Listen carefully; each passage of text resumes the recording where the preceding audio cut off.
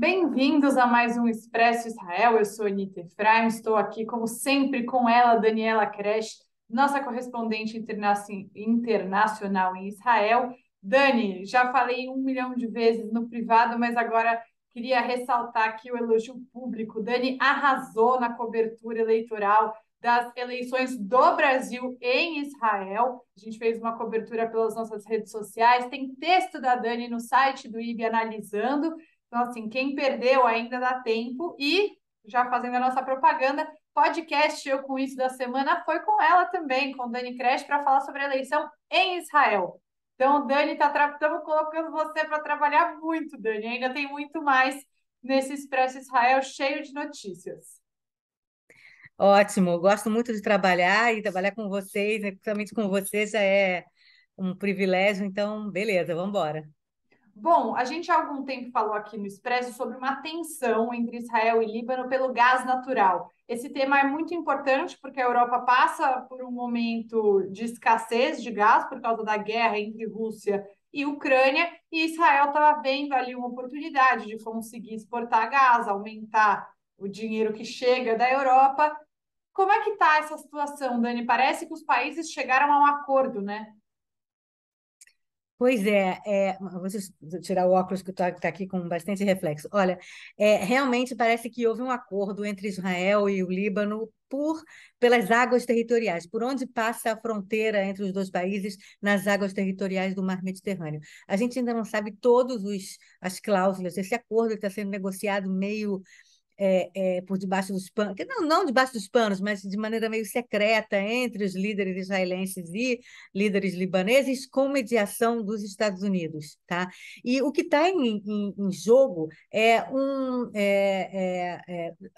a exploração de gás natural em uma plataforma, quer dizer, não é uma plataforma, é um lugar, né, uma bacia de gás natural que tem e que ela realmente fica bem no limiar entre Israel e Líbano, se chama a bacia de Cana. Tem uma outra bacia que se chama Karish, que quer dizer, na verdade, tubarão em hebraico, que ela está mais ao sul, bem próxima mais a Haifa, e que ela não está, meio que, ao que parece, não está aí na briga, né? Já fica meio claro que ela fica realmente em Israel. Mas tem essa outra bacia de Cana que ela realmente fica um pouco mais acima de Naharia, que fica bem no norte, né, de Israel, quem conhece, e que existe um problema lá, porque existe uma espécie de zona, né, entre Israel e Líbano que foi delineada várias vezes por causa da guerra do Líbano que houve entre Israel e Líbano. Então existe, na verdade, uma zona meio desmilitarizada, um lugar assim meio que terra de ninguém. E essa cana parece que ela fica bem nessa linha, né, no mar territorial dessa zona desmilitarizada. Então fica meio esquisito, a gente não sabe, quer dizer, fica essa disputa, é de quem, então, né? Porque é uma coisa meio que alguns quilômetros que está meio que não está certo de quem é. E levando em consideração que Israel e Líbano estão em estado de guerra, os dois países estão em estado de guerra desde a guerra do Yom Kippur, em 1973. Quer dizer, então tem esse grande problema também, essa negociação também é problemática, porque são dois países é, oficialmente em estado de guerra, né? Então, o que acontece é que houve então essa negociação para delinear, na verdade, a fronteira por causa dessa bacia de Cana, que é uma bacia que, primeiro, ninguém nem sabe quanto gás tem nessa bacia. Segundo, ninguém nem sabe se por acaso ela ficar do lado realmente libanês, se o Líbano vai ter condições de fazer a extração do gás em mar profundo, né? Quer dizer, como é que vai ser essa extração? Se Israel tem direito a algum royalty? Essa é a negociação. Só que é o seguinte, entra a política no meio, porque do lado libanês, né, o Líbano está num momento de crise econômica muito grande, e nesse momento de caos, não só econômico como político, existe um elemento no Líbano que é o grupo, a guerrilha libanesa Hezbollah, né, do líder Nasser Nasrallah, que provavelmente identificou aí uma maneira de colocar mais fogo, atear mais fogo nessa fogueira, que foi dizendo que se Israel começar a extrair gás da bacia de Karish, essa bacia que eu falei que fica perto de Haifa, não está perto, quer dizer, não fica na fronteira com o Líbano, fica realmente na fronteira reconhecida com Israel, mas o Nasrallah falou que se Israel começar a extrair gás dessa bacia de Karish, ele vai atacar. Quer dizer, ele não reconhece Israel enquanto Estado, não reconhece que aquela bacia lá fica né, em mar territorial israelense e diz que vai atacar. E Israel já falou que se atacar vai ter guerra. O ministro Gantz já falou, vai ficar aí ameaçando e a gente vai se preparar para todas as possibilidades. Então tem essa coisa política, né? Fica aquela coisa meio que o Nasrallah mostrando força, eu vou atacar se vocês fizerem não sei o quê. E do lado israelense, a gente não pode esquecer que tem eleições dia 1º de novembro. Então, do lado israelense, obviamente, o líder da oposição, o Benjamin Netanyahu, já está dizendo, esse acordo que a gente nem sabe direito. Esse acordo é ruim, e aí Lapid, primeiro-ministro, é fraco, se deixou levar pela negociação e não está, na verdade, defendendo a fronteira do país. Quer dizer, tudo, na verdade, esse acordo, na verdade, ele vai ser manchado, entre aspas, pela política nos dois países. O Bibi, ele é um oportunista, e aqui muita gente vai tomar isso como uma crítica, mas o que eu quero dizer é que ele sabe aproveitar as oportunidades. Ele sabe Assim como, exatamente. assim como o Hassan Nasrallah no Líbano, Ah, mesmo claro. igual. Então, os políticos profissionais veem a oportunidade e qualquer fresta eles entram. Então, é lógico que, mesmo que seja essencial fazer um acordo, isso vai ser criminalizado, de certa forma, pela política, porque as eleições estão aí, menos de um mês para as eleições, mas a gente não vai entrar nesse assunto aqui, porque, como eu já disse, quem quiser saber mais de eleições, de Bibi Netanyahu, tem que escutar o podcast da semana, o Eu Com Isso, que a Dani está com a gente, comigo e com a Amanda, para falar sobre esse cenário. Mais alguma novidade, Dani? A gente vai ter mais atualizações em breve sobre esse acordo. Ainda tem algumas coisas para andar, né? Não está fechado, como você disse. Sim, na verdade, quando começou a vir à tona que existia esse acordo, o governo libanês resolveu surfar na onda e pedir mais coisas e fazer novas né, pedidos, sei lá, pedir novas cláusulas. E aí, na quinta-feira, ontem, a gente está gravando na sexta-feira, dia 7, então na quinta-feira, dia 6, o primeiro-ministro Yair Lapid disse que não vai aceitar essas novas exigências, né, do governo libanês, então novamente está um certo impasse. Mas eu acho que o Lapid também quer demonstrar uma certa força, justamente por causa do Também é política. também é política, mostrar que não vou abrir a perna para qualquer coisa que os libaneses queiram, mas é um certo consenso, principalmente entre né, os especialistas, que é necessário fazer esse acordo, né? É gás natural. Israel hoje em dia é um país que é uma potência de gás natural no mundo todo. Israel não precisa importar gás.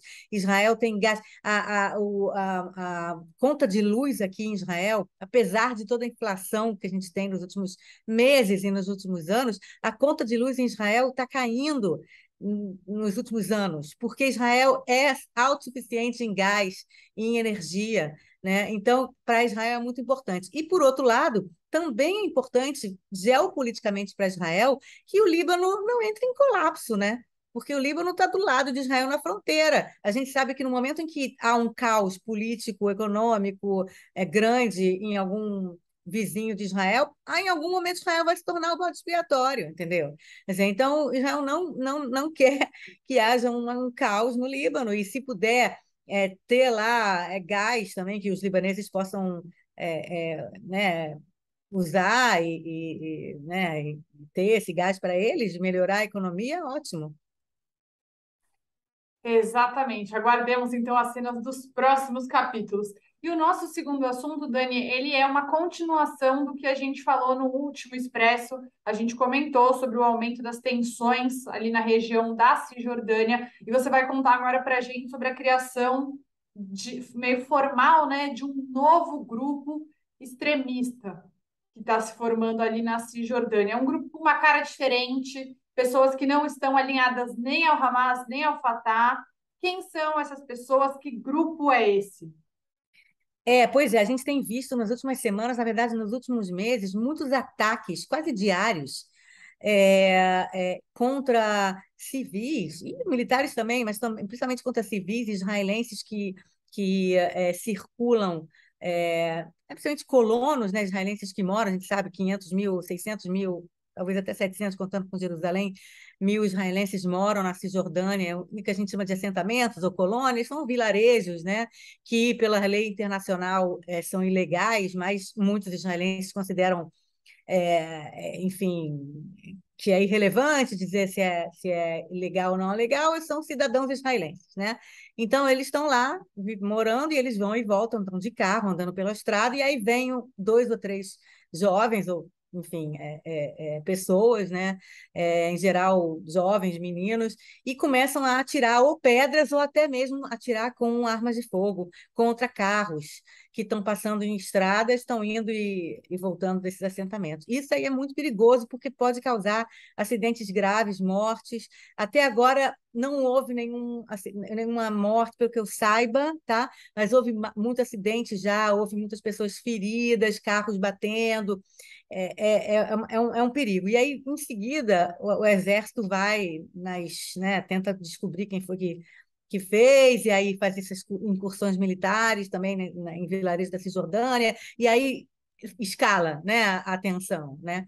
E esse grupo está começando a fazer, quer dizer, um modus operandi de jogar pedras contra carros ou atirar de perto, né, assim, bem na estrada mesmo contra os carros que estão vindo, começou a aparecer como realmente um modus operandi que estava sendo usado todo dia. Quer dizer, não é normal que você tenha todo dia alguma coisa igual a essa acontecendo, muito parecido.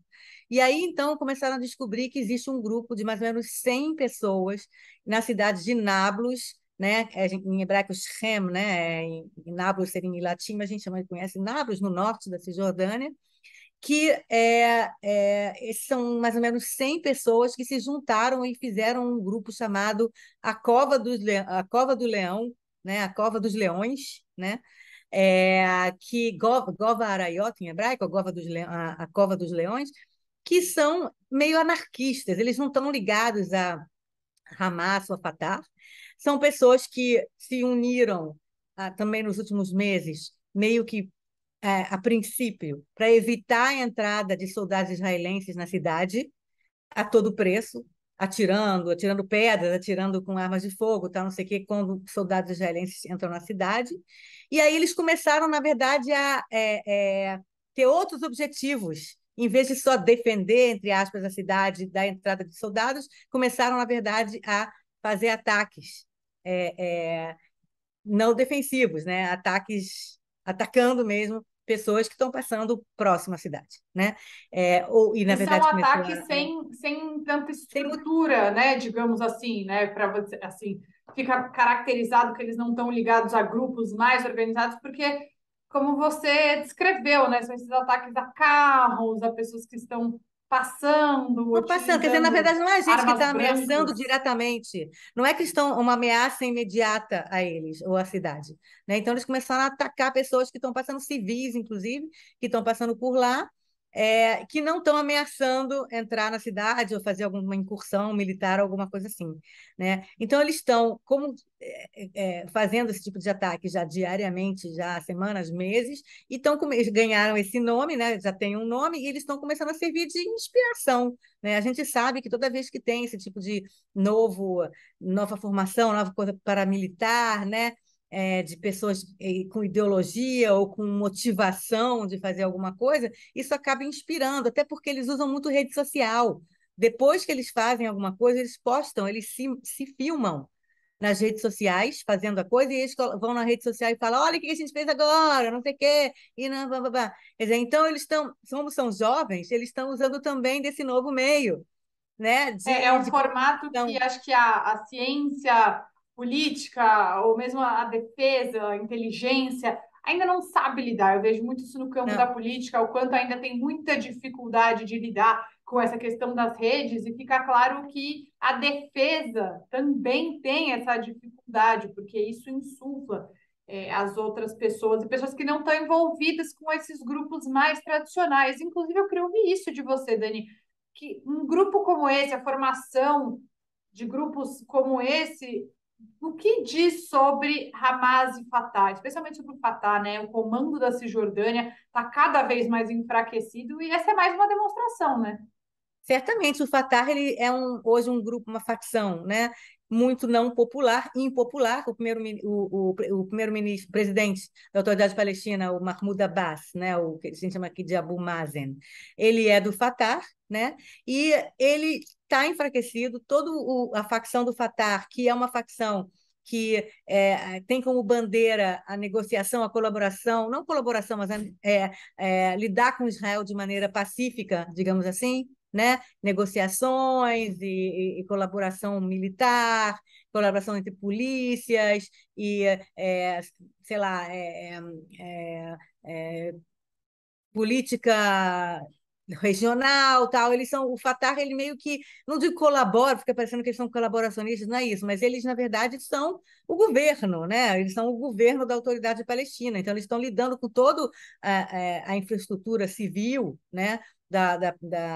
Das áreas onde eles controlam. E o Hamas é o outro lado. O Hamas é, na verdade, não vamos negociar com Israel, não reconhecemos a existência de Israel, a nossa luta é militar, a nossa luta é armas, é pegar em armas contra os sionistas. Quer dizer, então você tem esses dois lados, que é uma coisa meio preto e branco, entendeu? Uma coisa meio radical. Não, não radical, não vou dizer que o Fatah é radical, mas é assim, ou você, enfim, colabora com o status quo atual e fica impopular, que é o caso do Fatah, ou você é, é, vai para o lado mais de radicalizar e de que vamos matar e vamos fazer e vamos não sei o que, não sei o quê. E para muitos jovens isso é uma coisa que atrai, entendeu? Então eles estão mais populares hoje, o Hamas, em alguns lugares. Não estou dizendo em muitos lugares, mas são muito populares. Então esse grupo, ele meio que não quer se envolver nem com um lado nem com o outro. Começou com uma coisa de vamos proteger a nossa própria cidade, só que agora eles estão agindo de maneira mais, como eu disse, né? Quer dizer, em vez de defensiva, de ataque, e aí já saiu um pouco da ideia original, né? Já estão começando a ficar famosos, a ser popular, né? Agora, o problema é o seguinte: como eles usam as redes sociais para dizer nós fizemos isso, não sei o quê, é muito fácil de saber quem fez. Aí vai a polícia, o soldado israelense vai lá e pega É, os caras, entendeu? Tem realmente um tem esse lado também outro aí um lado. pouco. Não é muito inteligente essa técnica. Dani, para o nosso último assunto, essa semana tivemos Yom Kippur e você vai contar um pouco como foi Yom Kippur em Israel, começando pela grande figura que todo mundo conhece de Israel, Benjamin Netanyahu, não aguentou o jejum. Ali, aos 45 do segundo tempo, como dizemos no jargão do futebol, passou mal, desmaiou ali no finzinho do jejum. Você vai contar sobre isso e mais algumas outras curiosidades, né, sobre como é o Yom Kippur em Israel. Justamente, o ex-primeiro-ministro que quer voltar a ser primeiro-ministro, Benjamin Netanyahu, com 72 anos, ele faz 73 anos que daqui a alguns dias, né? Ele desmaiou no finalzinho, na última reza da Neilá, né? Da reza final do Yom Kippur, e foi levado para o hospital e ficou uma noite inteira no hospital realizando um check-up e testes, tá? Não sei o que, parece que está tudo bem, e ele fez também um vídeo mostrando estou bem, tá, não sei o quê. Isso é uma coisa interessante porque pode influenciar, novamente, a gente está muito próximo das eleições, né? Quer dizer, qual é a influência, qual é a consequência de um ex-primeiro-ministro de 73 anos que desmaia, né? Alguns eleitores podem dizer, não, peraí, ele já está meio velho, é melhor ele não concorrer, apesar de que hoje você tem líderes mundiais com essa idade ou menos, ou muito mais, Biden tem 80 e tantos anos, o Abu Mazen, né, o Mahmoud Abbas tem 86, quer dizer, não é assim tão, né? Mas muita gente pode dizer, não, olha, ele já está com problemas, tá, não sei o quê, e muita gente pode dizer, não, coitado, ele é, na verdade, uma figura, mártir, não sei o quê, não sei o quê. A verdade é que talvez quem gosta dele vai gostar mais ainda, quem não gosta gostar menos. Eu não sei.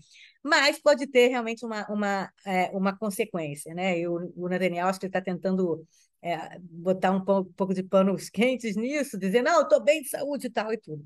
Agora, o Yom Kippur é um dia muito, muito interessante em Israel. Quem passou o Yom Kippur aqui sabe que não tem carro na rua e tudo fecha, né? Como no Shabat aqui em Israel, mais ainda, né? Quer dizer, mesmo no Shabat você tem lugares que ficam abertos, restaurantes, tem até alguns táxis e algum tipo de transporte, e as pessoas andam de carro, vão na praia e tal. No Yom Kippur, tudo fecha. Quando eu digo tudo, inclusive a televisão, não tem televisão. Quer dizer, hoje em dia você pode ver filme na internet, no streaming, né? Mas não tem televisão, não tem nenhum restaurante, nenhum transporte público e as pessoas não andam de carro. Quer dizer, durante 24 horas, 25 horas, as ruas ficam totalmente vazias, tanto que se transformou numa espécie de Dia Nacional da Bicicleta, porque as crianças saem de bicicleta nas grandes estradas. Imagina aí a marginal do Tietê ou de Pinheiros, sem carro nenhum, e um montão de crianças, milhares de crianças de bicicleta. É assim que é o Yom Kippur, né? No Rio de Janeiro, sei lá, pensa aí em alguma grande estrada ou rua, né, da cidade. Então, é interessante. Só que essa história, né, o fechamento de restaurantes, etc., eu acho que até tem alguma coisa, não sei se tem algum tipo de lei ou alguma coisa que comanda isso, mas andar de carro é mais uma questão de tradição, quer dizer, não andar de carro, deixar o carro parado. Não existe uma lei que manda você não pode andar de carro em Yom Kippur. É mais como um contrato social não falado, né? Uma coisa assim, meio uma tradição, que ninguém anda de carro, né? Só que, aos poucos, cada ano, existem alguns incidentes de pessoas que ou não concordam com isso, ou não ignoram, esquecem, e principalmente quando se fala da minoria árabe israelense, que não estão comemorando, não estão né, vivendo o Yom Kippur, é o dia do jejum, é o dia de você pensar no ano passado. Então, volta e meia tem alguém que sai de carro, ou principalmente numa cidade mista, né? É, como Lod, como Aco, como Jerusalém, tá? Então, de repente, alguém sai de carro e atropela alguém, entendeu? Ou então sai de carro de propósito, só para mostrar que, ó, não tô concordando com a existência de vocês aqui ou o que vocês estão fazendo. E esse ano não foi diferente. Teve um grupo de 5 árabes do norte do país que resolveram ir para a praia em Bat Yam, no sul de Tel Aviv, de carro, no meio do Yom Kippur. E aí o que acontece é que eles quase foram linchados, alguns tiveram que ir para o hospital. O carro deles foi um grupo, né, um grupo de pessoas raivosas que quase lincharam os caras. é, Fizeram, né, como é que chama? Capotaram o carro deles, né, fizeram o carro deles ficarem de cabeça para baixo. E a polícia teve que ser chamada para tirar os caras de lá, senão eles seriam linchados. E ficou aquela disse-me-disse, eles dizendo, não, a gente só queria ir na praia, a gente não achou que ia ter problema, e outras pessoas, e gente dizendo, não, eles fizeram isso de propósito para provocar, né? Então, todo ano existe um pouco dessa que contrato social é esse não falado, sem lei?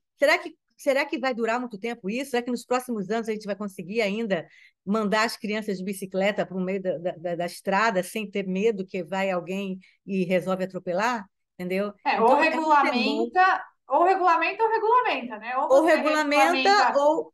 Exatamente. não E tem assim, carro e não tem carro pronto, ou você vai educar os cidadãos a reverterem o cenário de hoje. Não deixem as crianças andarem sozinhas de bicicleta, não andem no meio da rua, né? Tem que ou conscientizar para um lado ou regulamentar que não tem carro, porque dessa Não tem forma. essa coisa de conscientizar, não, que para os judeus israelenses não tem, não passa pela cabeça, a gente vai dizer para as crianças no Yom Kippur andar na calçada. Não existe isso. Não existe. É o país inteiro. Você anda em Aham. Yom Kippur em qualquer lugar, é todas as crianças no meio da rua andando de bicicleta, entendeu? Eu acho muito difícil que essa tradição dê o passo para trás, né? O que eu acho é que talvez tenha que realmente regulamentar com lei que você não pode andar de carro da hora tal para hora tal, vai ganhar uma multa, sei lá, ou alguma coisa E assim, vale entendeu? dizer que, tudo bem, é uma tradição, é óbvio que atropelar alguém é um absurdo, que tem pessoas que têm esse caráter mais provocativo, mas que triste que é viver em tempos de linchamento, não um linchamento virtual, né? Um linchamento efetivo, em que em vez de resolver as coisas pela lei, as pessoas queiram fazer justiça com as próprias mãos. Eu acho que isso é sempre Exatamente um por isso. alerta. Exatamente por isso que eu acho que tem que ter lei, entendeu? Porque senão fica essa coisa do justiceiro. Por exemplo, em algumas cidades, em cidade de Acre, eu estava vendo, Acre no norte de Tel Aviv, ao norte de Haifa, estava vendo que é uma cidade mista, a prefeitura resolveu, a prefeitura ou a polícia resolveu esse ano fechar todo o centro da cidade de Acre, fechar, dizer, ó, não pode entrar ninguém agora com carro, sei lá, fechar totalmente, tal, não sei o quê, e também mandar fechar todos os restaurantes. Só que metade da cidade são árabes, não são judeus. E eles falaram, pô, tudo bem, a gente respeita que não anda de carro e tudo, mas por que vai fechar nossos restaurantes? A gente não está num dia santo. Quando a gente faz Ramadã, que os árabes fazem Ramadã, a gente não come o dia inteiro, não tem polícia proibindo qualquer pessoa de comer na nossa frente, entendeu? Quer dizer, então é, é, já começam essas coisas assim, É, tipo, olha, para gente que não é judeu, tá esquisito esse negócio de um dia inteiro a gente tem que fechar nossos negócios, não pode andar de carro, não é. pode fazer Acho que nada, tal. isso, Dani, remete a gente a algo que a gente falou no podcast, que é a importância da representatividade política. Os partidos árabes, em vez de pensarem nisso, e se unirem para estarem representados e poder pleitear uma lei desse tipo, não. Eles se separaram por divergências ideológicas e estão correndo o risco de nenhum ser eleito. E quem é que vai levar isso para a Knesset, para o parlamento israelense? Então, aí você vê o quanto tudo é política, o quanto a política está em absolutamente tudo e a representatividade das minorias ela é extremamente importante nesse sentido, né? Eu entendo, é uma reivindicação justa. Porque um restaurante que não quer ser kasher não precisa ter certificado kasher, porque kasher não é só a comida, né? Dentro do Estado de Israel, ser kasher, o certificado de que você é kasher exige várias outras coisas. Então, se eles não têm a pretensão de serem kasher, por exemplo, por que que eles são obrigados a ficar fechados no Yom Kippur? Porque um quarto da população de Israel não é judia e essas pessoas elas não vão poder ir a um restaurante, eu acho que é justo eles fazerem esse questionamento, mas sem uma representatividade política, eles não vão conseguir mudar como as coisas estão hoje. Certamente. Bom, a gente vai Assina embaixo. ficando, a gente vai ficando por aqui em mais um Expresso Israel com Daniela Kresh, nossa correspondente. Lembrando que o nosso site tem vários artigos da Dani, o último foi sobre os votos dos brasileiros que moram em Israel e votaram no primeiro turno da eleição presidencial aqui no Brasil. Podcast dessa semana sobre eleições israelenses, também com a Dani, e toda semana a gente está aqui no Expresso Israel para te trazer novidades sobre o que está acontecendo no país. Dani, muito obrigada, sempre bom estar com você. Ótimo, muito obrigada a você. A gente se vê semana que vem. Tchau.